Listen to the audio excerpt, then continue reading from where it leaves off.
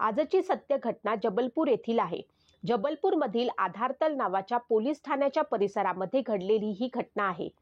17 जूनच्या सकाळी जबलपूरमधील आधारतल परिसरात नेहरू तलावाजवळ सकाळी कामाला निघालेल्या गावकऱ्यांना पाण्यात एक मृतदेह तरंगताना दिसला। त्यांनी लगेचच पोलिसांना याबद्दल माहिती दिली। लगेचच पोलीस घटनास्थळी पोहोचले। मृतदेह लगेचच बाहेर काढण्यात आला। मृताचे वय साधारण 30च्या आसपास होते। त्याच्या डोक्याच्या मागील बाजूला खोल जखम झालेली होती, ज्यामुळे पोलिसांना हा आत्महत्या किंवा अपघाताचा नाही तर कुणीतरी हत्या केल्याचा प्रकार आहे हे लक्षात आले।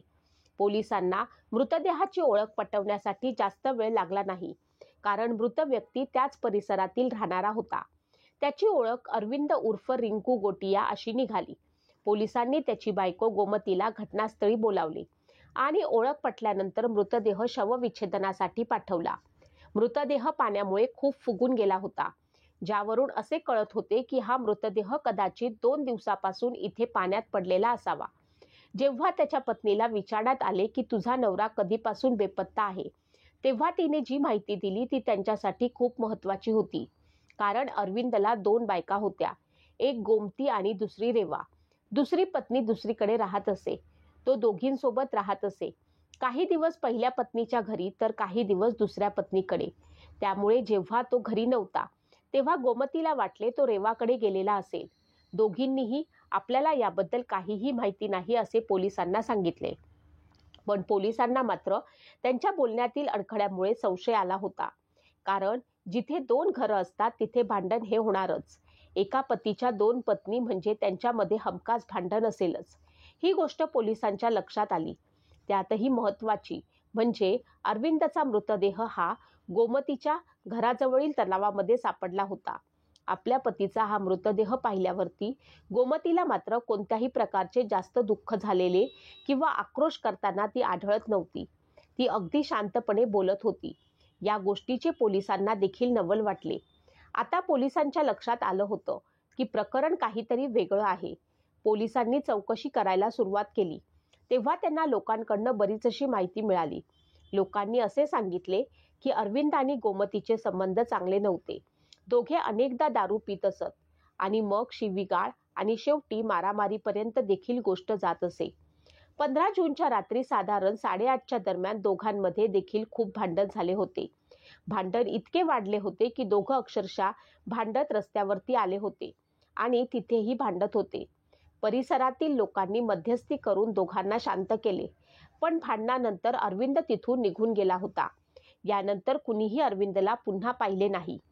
त्यानंतर सरळ 17 जूनच्या सकाळी अरविंदचा मृतदेह लोकांना तरंगताना दिसला। आता पोलिसांना खात्री पटू लागली होती की अरविंदचा मृतदेहाशी संबंध त्याच रात्रीच्या भांडणाशी संबंधित असू शकतो। जेव्हा मृतदेहाचा शवविच्छेदन अहवाल समोर आला तेव्हा पोलिसांचा संशय आणखीनच वाढला। अहवालात असे स्पष्ट लिहिले होते की अरविंदचा मृत्यू हा 15 जूनच्या रात्री साधारण 9 ते 10च्या दरम्यान झालेला असावा। त्याचबरोबर त्याच्या डोक्यावरती एखाद्या वस्तूनं जोरदार हल्ला केलेला होता। त्याच दिवशी अरविंदने गोमतीसोबत भांडण झालेले होते आणि भांडणानंतर सुमारे 1 तासानं त्याची हत्या करण्यात आली होती। इतकी स्पष्टता मिळाल्यानंतर आधारतल पोलिसांनी महिला पथकासह गोमतीच्या घरावरती धडक मारली आणि गोमतीला ताब्यात घेतले। जेव्हा तिच्याकडनं चौकशी केली तेव्हा ती बोलू लागली। गोमतीने कबूल केले की भांडणानंतर जेव्हा अरविंद तिला सोडून आपल्या पहिल्या बायकोकडे जाऊ लागला तेव्हा तिचा राग अनावर झाला। ती मागून शांतपणे त्याच्या मागे गेली आणि एक मोठा दगड उचलून त्याच्या डोक्यावरती तिनं मारला। अरविंदला जागीच मृत्यू झाला, पण हत्या लपवण्यासाठी तिनं तो मृतदेह ओढत ओढत तलावाजवळ आणला आणि त्या तलावामध्ये फेकून दिला।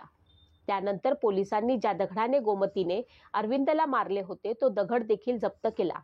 2 पत्नींमध्ये अडकलेला बिचारा अरविंद मात्र जीवानिशी गेला। आता आपण त्या 2 पत्नींचा इतिहास काय ते पाहू। अरविंदचे वडील संजय गोटिया सुमारे 15 वर्षापूर्वी जवळच्या जिल्ह्यातून रोजगाराच्या शोधात आपल्या बायकोला घेऊन जबलपूरला आले होते।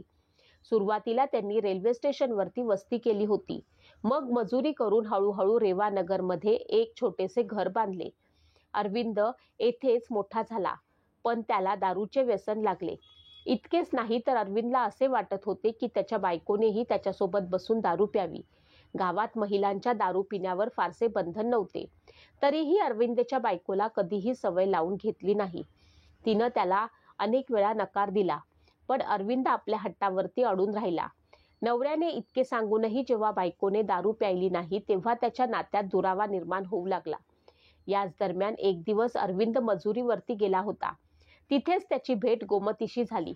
गोमती ही त्याच्याच भागातील एक गावातून आलेली होती आणि कामाच्या शोधात जबलपूरला आली होती. दोघे एकाच ठिकाणी कामाला होते, त्यामुळे लवकरच त्यांचे बोलणे सुरू झाले आणि मग दोघांची घट्ट मैत्री झाली. एक दिवस अरविंद कामावर गेला नाही. दुसऱ्या दिवशी जेव्हा तो मजुरीवर परतला, तेव्हा गोमतीने त्याला सहजच विचारले, काल का आला नाहीस? अरविंदने सांगितले, दारूच्या नशेत असल्यानं तो कामावर येऊ शकला नाही. तेव्हा गोमतीने मस्करीत म्हटले, इथे शहरात तर लोक आरामात दारू दुकानातून आणून पितात, पण मी गावातून आल्यानंतर एक थेंबही दारू पिऊ शकले नाही. गोमती दारू पिते हे ऐकून अरविंदला आश्चर्य वाटलं, कारण त्याची पहिली बायको इतकं सांगूनही दारूला हात लावत नव्हती. बोलता बोलता गोमतीने अरविंदला सांगितले, पुढच्या वेळी जेव्हा त्याला पैसे मिळतील तेव्हा तिच्यासाठी एक बाटली घेऊन ये. पण अरविंदने त्याच दिवशी दारू पिण्याची योजना बनवली. काम संपल्यानंतर तो दारूच्या 2 बाटल्या घेऊन थेट गोमतीच्या घरी पोहोचला. गोमतीने खाण्याची व्यवस्था केली होती. मग दोघांनी बसून मनसोक्त दारू प्यायली. त्या रात्री नशेच्या वातावरणात दोघांची जवळीक वाढली. शारीरिक संबंधाची सुरुवात त्याच रात्रीपासून झाली आणि येथूनच गोमतीच्या आयुष्याला नवीन दिशा मिळाली. त्याचा परिणाम पुढे खून आणि फसवणुकीपर्यंत पोहोचला. दारू आणि शारीरिक संबंधाच्या सुरुवातीनंतर अरविंद आणि गोमतीची जवळीक इतकी वाढली की काही महिन्यानंतर ते दर आठवड्याला दारू पार्टी आणि मजा घेऊ लागले. एक दिवस सुमारे 13 वर्षापूर्वी अरविंदनं मंदिरात जाऊन गुपचूप गोमतीशी दुसरे लग्न केले. जेव्हा ही गोष्ट त्याच्या पहिल्या बायकोला कळली, तेव्हा हे प्रकरण गावात पोचले. गोष्ट इतकी वाढली की दोन्ही कुटुंबांना म्हणजेच अरविंदच्या घरच्यांना आणि गोमतीच्या नातेवाईकांना जबलपूरला यावे लागले. सर्वांसमोर समझोता झाला. तोही खूप धक्कादायक होता. त्यात असे ठरले की अरविंद आठवड्यातून 3 दिवस आपल्या पहिल्या बायकोसोबत आणि 3 दिवस गोमतीसोबत राहील. 7वा दिवस त्याच्या मर्जीवरती सोडण्यात आला. त्या दिवशी त्याला हवे असल्यास तो कोणासोबतही राहू शकतो. हा विचित्र करार 12 वर्ष चालला. अरविंद दर आठवड्याला 3 दिवस गोमतीकडे आणि 3 दिवस पहिल्या पत्नीकडे राहत असे. 7वा दिवस साधारणपणे तो गोमतीसोबतच दारू पिऊन घालवत असे. विशेष गोष्ट अशी होती की त्याला चांगले माहीत होते की गोमतीला दारू आवडते, तर त्याची पहिली बायको आजही दारूपासून दूर होती. इतकेच काय, जेव्हा तिला कळले की नवऱ्याने फक्त दारू पिणाऱ्या बाईसोबत आपली मनमानी चालवण्यासाठी दुसरं लग्न केलं आहे, तेव्हाही तिने दारू पिणं मान्य केलं नाही. 15 जून रोजी अरविंदला ठरलेल्या करारानुसार आपल्या पहिल्या बायकोकडे जायचे होते. संध्याकाळच्या वेळी तो तयार होत होता, तेव्हा गोमतीने दारू पिण्याची गोष्ट काढली. अरविंदने नकार दिला नाही. दारू विकत आणली आणि दोघांनी एकत्र बसून दारू पिली. दारू पिता पिता गोष्ट इथपर्यंत पोचली की गोमतीने स्पष्ट सांगितले की आज रात्री त्याला कुठेही जाऊ देणार नाही. पण अरविंद अडून बसला होता. त्याचे म्हणणे होते की 12 वर्षात पहिल्या बायकोनं कधीही गोमतीच्या वाट्याची रात्र हिरावून घेतली नाही, तर आता तो आपल्या शब्दापासून मागे हटणार नाही.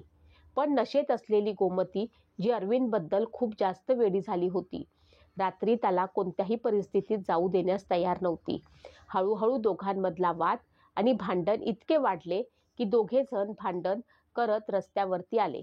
तेव्हा परिसरातील लोक जमा झाले आणि त्यांनी मध्यस्थी करून दोघांना शांत केले. थोड्या वेळाने प्रकरण शांत होताना दिसले आणि लोक आपापल्या घरी निघून गेले. अरविंदही गुपचूप घरी आला आणि मग थोड्या वेळाने आपल्या पहिल्या बायकोकडे जाण्यासाठी निघाला. पण गोमतीच्या मनात मात्र वादळ सुरू होतं. तिला वाटत होतं की ती इथे तळमळत बसेल आणि तिची सवत अरविंद सोबत रात्र घालवेल. हे तिला कोणत्याही परिस्थितीत मान्य नव्हतं. राग आणि इच्छेने भरलेल्या गोमतीने आता काहीतरी करायचं असं ठरवलं. जसा अरविंद घरातून बाहेर पडला आणि तलावाजवळ निवांत परिसरात पोचला, गोमतीही त्याच्या पाठोपाठ निघाली. संधी साधून तिनं मागून एक दगड उचलला आणि थेट अरविंदच्या डोक्यात मारला. आधी दारूच्या लक्षात असलेला अरविंदला एकाच वाराने धक्का बसला आणि तो तिथेच कोसळला. यानंतर गोमतीने कोणतीही कसर सोडली नाही.